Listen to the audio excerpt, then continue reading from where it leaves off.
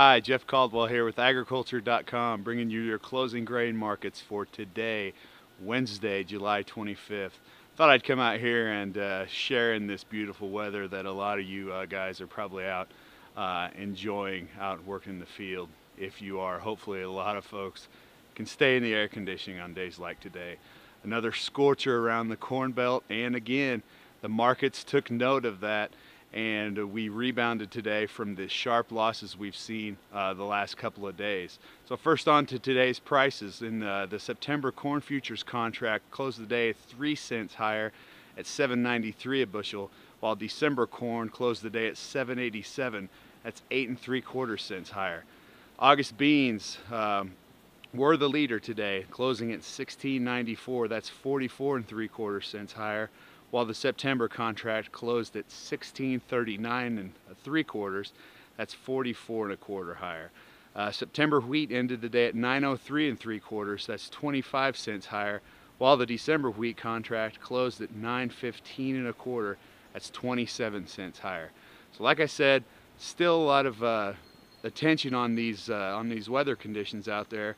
And after the last couple of days of sharply lower prices, that seemed to spark some buying interest here today, and we saw a little bit better demand for the grains today. One trader told Market Eye, Mike McGinnis, today that a lot of traders are taking kind of a wait and see attitude with these rainfall chances that we have coming up in the next few days around the Corn Belt. That certainly could be something that could push the grains lower.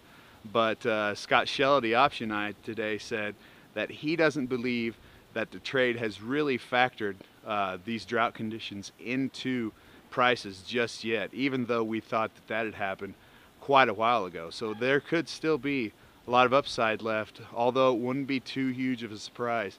If we do see some rain, we could see some sharp losses here in the next few days, but that certainly doesn't sound like it will be any sort of a permanent trend, at least in the short term.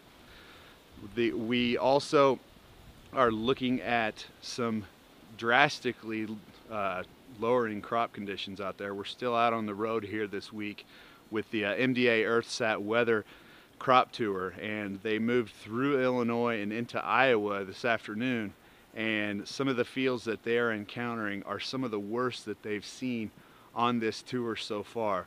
Some fields just without a single ear of corn on them, and a lot of ears that are there are severely damaged and severely hampered by this drought. So check that out. We've got that on the A list at the homepage in agriculture.com, as well as some updates in marketing talk. One final note today that is not specifically weather related, at least on the surface, but we didn't have any new export news today, any new export sales. However, there was one news note today that Smithfield Company is looking to import some corn from Brazil. Now that could be a sign that some of these large end users may be starting to look elsewhere to nail down some supply, especially for these livestock herds that are really hurting right now. So we'll see if that unfolds into a larger trend as we move forward here. So with a sharply higher day on the CME Group floor in Chicago today, I'm Jeff Caldwell for agriculture.com.